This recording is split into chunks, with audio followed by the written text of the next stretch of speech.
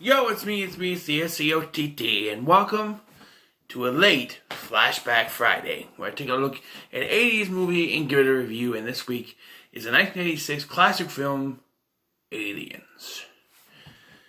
Alright, so originally I was going to do Beverly Hills Cop, and then Weird Science, and then I just said, you know what, just help me continue the Alien vs. Predator franchise, I'll just do Aliens, and there, you know.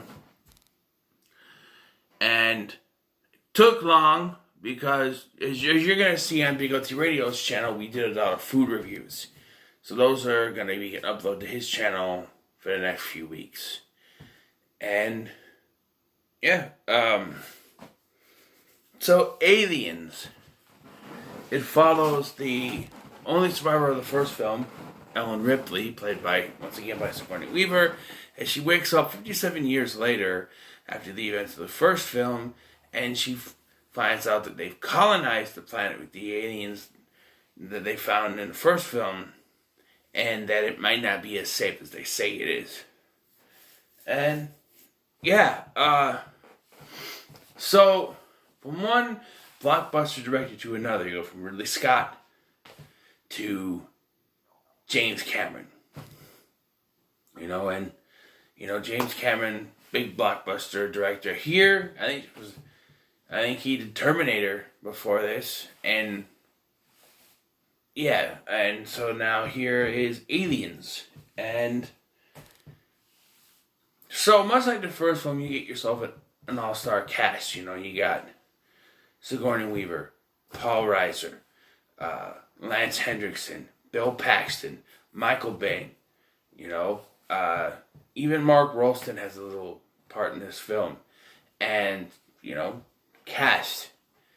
Even like some of the other films in this franchise have a big kind of ensemble, not all-star cast, but, notable names. Names that you know if you heard them. So like I said, the plot is that Ripley is found drifting in space by this crew, and the company man Burke, played by Paul Reiser, and she finds out that she was asleep in hypersleep for 57 years, and so her and the cat were both in hypersleep for 57 years. And, of course, the cat's still freaking alive, but, yeah. Not much is mentioned about the cat in this, though. You just kind of see it in a couple scenes, and then, yeah. You get this dream sequence where she leaves a chest burster inside her. But my problem with this scene is that she gets her information here. That it's been 57 years, that they found her asleep. All the information from Burke is given to her here. And it turns out to be a dream. It's almost bursting out. You don't really see it all the way burst out. And then she wakes up. And then the movie moves on after that. She wakes up. And then you move on. And it's just like, wait. It's like Hellraiser, Hellworld, where you have that jump scare at the beginning, and this is 2 years later. And you're like, wait, 2 years later after what? 2 years, did that actually happen or not? And I mean, you know this didn't actually happen, but then how does she get her information? I don't know. This director's cut that probably is done better. I didn't watch it. But the only thing you really need to know from the director's cut is the scene that was taken out that probably should have been left in. Because there's a character in this film called Newt. And you don't really understand why Ripley is so adamant to save Newt unless you watch the director's cut, where there's a deleted scene that explains that Ripley had a daughter. And because Ripley was asleep for 57 years, her daughter died while she was gone. And so Newt is her replacement daughter. But because they got rid of that scene in the theatrical version, it's disjointed. I think that's the only negative I really have is that they should have kept that scene in. And yes, you can just say, "Oh, just watch the director's cut." Sure, but I'm still going to point it out.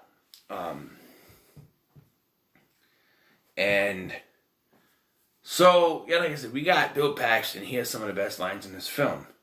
Yeah, how can I get out of this chicken shit outfit? That's it, man.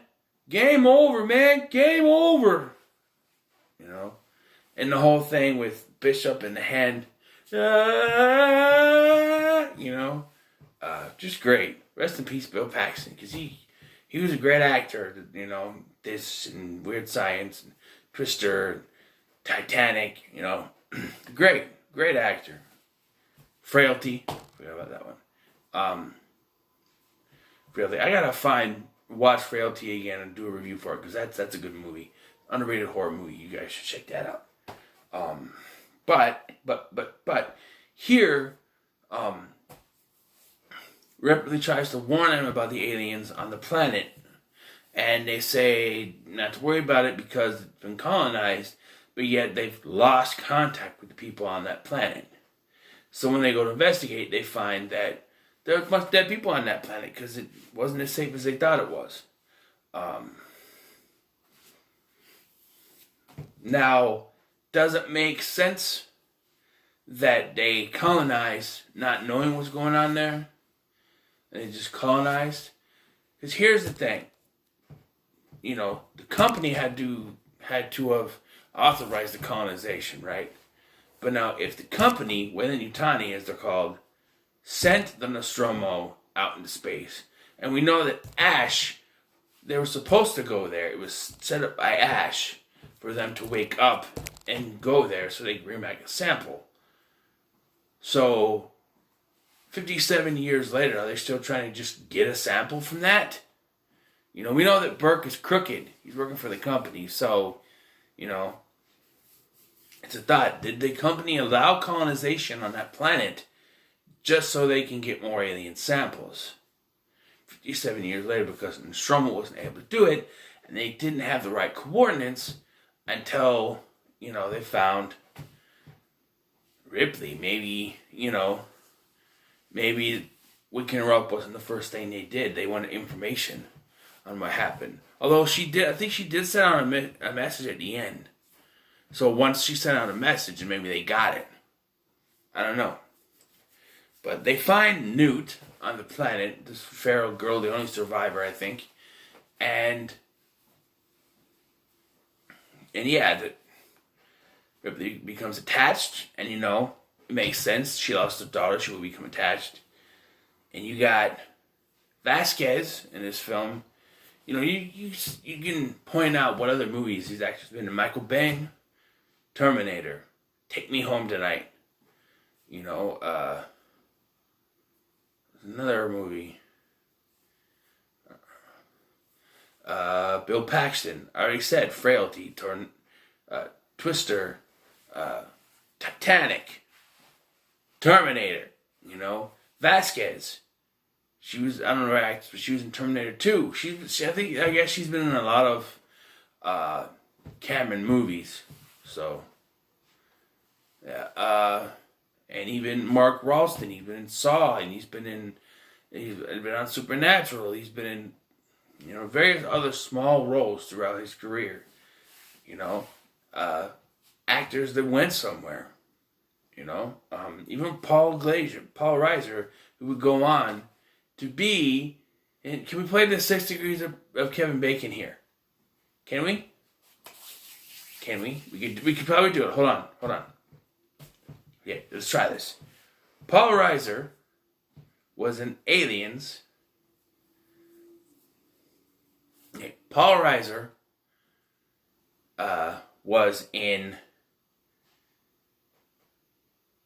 on Mad About You with Helen Hunt, who was in Twister with Bill Paxton, who was in Terminator with Michael Biehn, who was in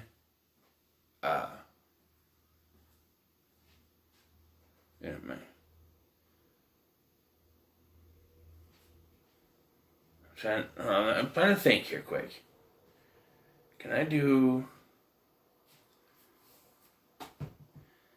Okay, so it went Bill Paxton, right? Paul Reiser.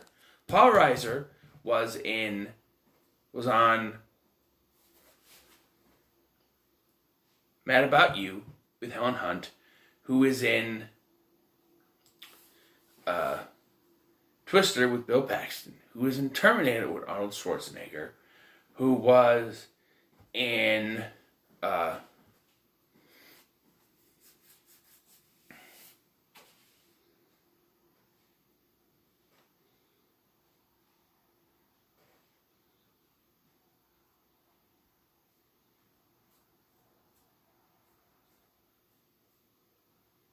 I guess I can't do it off the top of my head. I could write it down and do it, but I can't think. Ooh, I got a better one. Ready? Okay.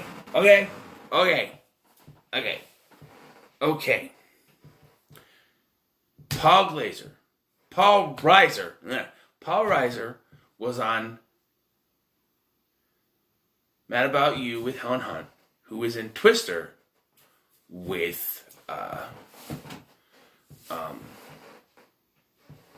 Bill Paxton, who was in Predator 2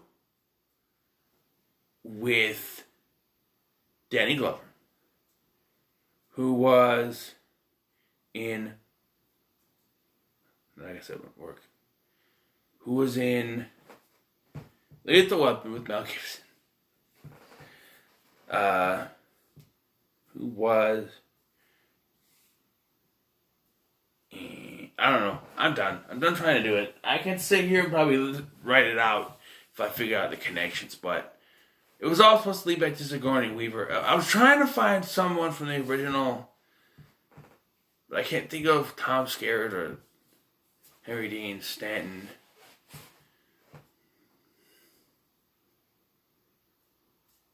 I don't know. But, yeah, so back on the track. Special effects in this movie, it's James Cameron. So you know special effects are going to be kick-ass, and they are. And the creature design, you're going to see a queen alien in this one, and it's pretty good. It's a pretty good design. I like this design of the queen alien. Get away from her, you bitch. We're going to talk about this, because the scene kind of infuriates me, and not for this film, but for another film, Scream 2. And I may mention this in my Scream 2 review, but they get it wrong. You got it wrong, Wes Craven. You got it wrong. They're in film class in that school, in that movie. And Joshua Jackson says, aliens? Better than Alien. Stay away from her, you bitch. Classic. He says, get away from her, you bitch. Classic line. And then Randy says, I believe the line is, stay away from her, you bitch. This is a film class, right? But he's wrong. It's actually get away from her, you bitch. So, but yeah.